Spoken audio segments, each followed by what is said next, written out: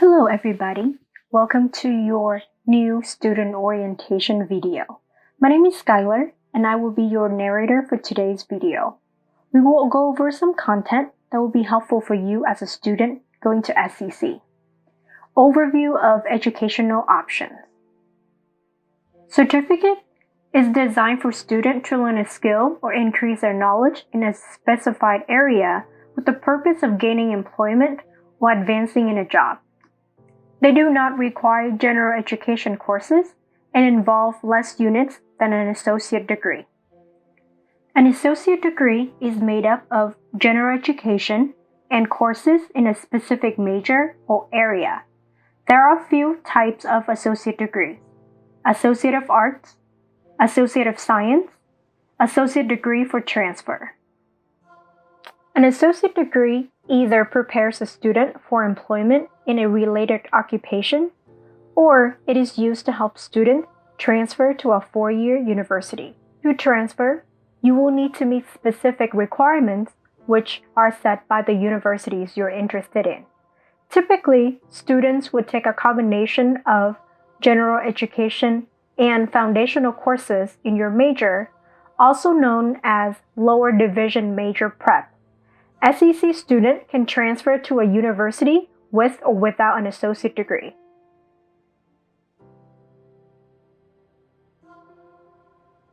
Transfer basics.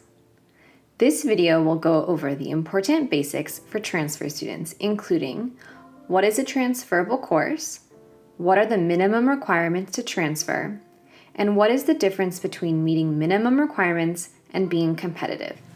What is a transferable course? Not all classes at SEC transfer to a university, so it's important to know how to determine if a course is transferable. Here are some general rules. For the CSU system, all courses that are numbered 100 or higher are generally transferable. For the UC system, most classes numbered 100 or higher will be transferable, but not all of them. Here's one easy way to see if a class is transferable. When you're on self-service and you click the class, you can scroll down to see where the class transfers. For private schools and out-of-state schools, whether or not a class will transfer really depends on the campus. Some schools may have agreements with SEC or information posted on their transfer admission website. You can always talk with a counselor or come to the Transfer Success Center for assistance. What are the minimum requirements to transfer? For the Cal State University system, the minimum requirements include completion of the Golden Four. So these are classes that include written communication, oral communication, critical thinking, and math. You can find your specific course options from one of the general education patterns, either Plan B or C. You also need to have a minimum 2.0 GPA and complete 60 transferable units. For the UC system, the minimum requirements to transfer include completion of the 7-course pattern of general education courses, a 2.4 GPA for residents, and 60 transferable units. For both the CSU and UC systems, certain schools and majors may require students to meet different minimum requirements, such as a higher GPA or completion of certain courses. For example, UCLA requires a 3.2 minimum GPA for all transfer students. For private or out-of-state colleges, these minimum requirements really vary from campus to campus, and some may even accept transfer students with less than 60 units. So be sure to check with the individual campuses you're interested in transferring to. Remember, students should never plan to only meet the minimum admission criteria, which leads us to our final point. What is the difference between meeting minimum requirements and being competitive? Many universities are highly competitive and have more applicants each year than they can accept. Therefore, it's extremely important that you not only meet minimum requirements, but also make yourself a competitive applicant. This means keeping your GPA high and completing the foundational courses for your major, also known as lower division major preparation. There are very specific transfer requirements that you will need to meet depending on where you want to transfer to. These requirements can change, so it's important that you meet with a counselor regularly to ensure you are on the right track. Course load and time management. As a new SCC student, it's important for you to understand the amount of time you will need to dedicate to each class to create a schedule that will allow you to be successful in managing your time. Each course that you take will have a number of units that it's worth. For every 1 unit, you can expect to spend 1 hour in class and an additional 2 hours outside of the class to study and complete assignments. For example, in a 3-unit class, you would spend 3 hours in class and an additional 6 hours outside of class. That's a total of 9 hours a week for a single 3-unit class. Therefore, being a full-time student is a full-time job. Here are some questions to consider when you create your first semester plan. How much time or how many years do you want to spend reaching your educational goal? How much will you be working? And how many classes can you take and when? Here's what we recommend for students who are working while attending school. If you're working about 40 hours or a full-time job, we recommend attending SCC part-time, so that would be about 6 units. For students who are working part-time, let's say 20 hours of work per week, we can recommend full-time enrollment at 12 units. Ultimately, the number of units you take and hours you work is your choice, but it's important to think about the hours outside of class you will need to dedicate to school as you make decisions around your SCC class schedule for fall. Class categories at SCC. General education. These are survey classes, similar but more in-depth than high school. Only needed for student completing an associate degree and/or transferring. Student takes approximately 30 to 40 units of GE classes. Major related. These are required major courses as listed in the SCC catalog and/or assist.org. Students take approximately 12 to 30 plus units in their major or area of concentration. Elective classes. These classes are based on your choice to explore subjects or, if needed, to reach 60 units for an associate degree or transfer. Comprehensive Student Education Plan or CSEP. SCC counselors are here to help you develop your CSEP. Please visit the website below for more information. First Year Support Center. The First Year Support Center serves as a one-stop center for future, new, and current students.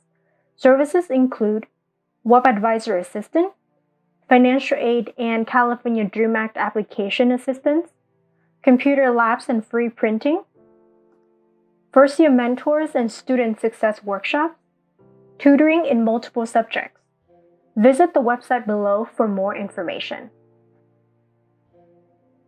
Other resources on campus.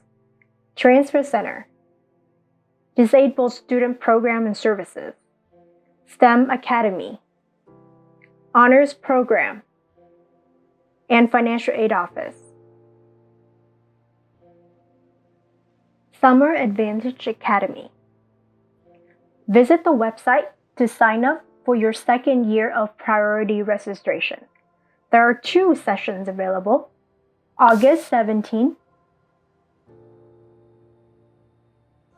or August 18.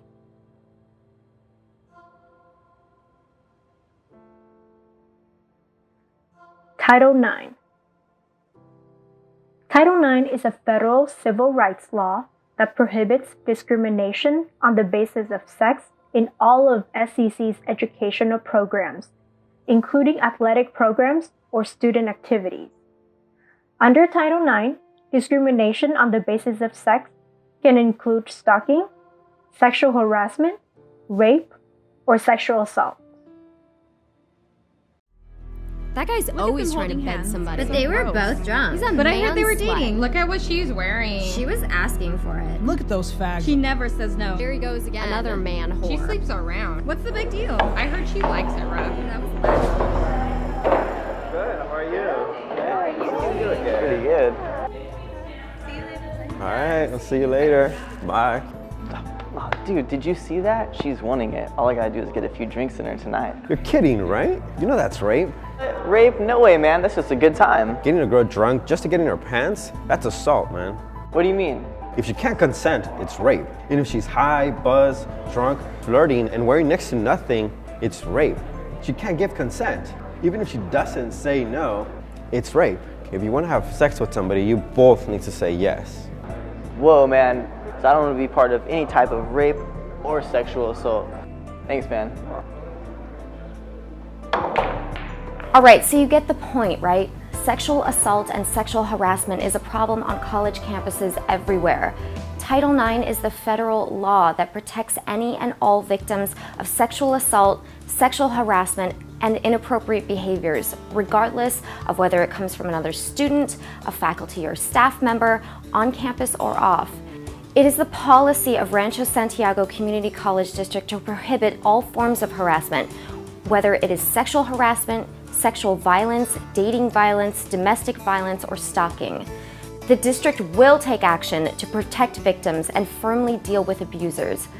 But you know, there are some things you need to know too, like avoiding some situations before they even have a chance to go bad, or helping a friend when things start getting out of control, like this. Hey, can I borrow you for a second? Yeah. You see, if you can intervene and stop something from happening, do it. But you have to remember, the victim is never at fault. I mean, wearing something sexy or having a drink is not an invitation to be assaulted. Assault is assault, no matter what. Do you have a second? Can I talk to you? Sure, what's up? Well, something happened to me last night and I'm not sure what to do. What happened? Well, I went to a friend's house yesterday. We were drinking and he invited a bunch of his friends over and I think I kind of blacked out. Okay, wait, I'm sorry to interrupt, but are you going to tell me about an unwanted sexual encounter? Yes. Well, before you go any further, I need to let you know that if you share details with me, I'm going to have to call the Title IX officer and inform them. Who's that? Well, that's the person that oversees all of the Title IX compliance at the district, which includes sexual assaults and sexual harassment. What are they going to do? First off, they're going to make sure that you are okay. And then they're going to provide you with some resources that you can use to help you get through this, you know, either through the district or through community agencies. And then they'll probably investigate it. We want to make sure this doesn't happen to anybody else. No, I don't want that. I don't want any of this. Never mind. Wait, are you okay? Do you need medical attention? Do you want me to walk you over to the Student Health Center? No, I'm okay. Look, I'm not an expert on this, but I know that if you want to keep this in confidence, there's somebody that you can talk to. Over at the Student Health Center, the psychologist there, you can share all of this information with them if you just need to talk to somebody. Right, so do you want me to call? Do you want me to walk over with you? They won't tell anyone? No, they'll keep it in confidence. And then if you decide, after sharing the story, that you want to tell someone, they can make sure that you get to the right people. Okay, that sounds better. Maybe I'll talk to them. Where are they located? They're at the Student Health Center. I can walk you over. Okay. What about you? Will you need to tell someone? No. You didn't share any of the details with me, so I don't need to tell anybody. Come on, I'll walk you over.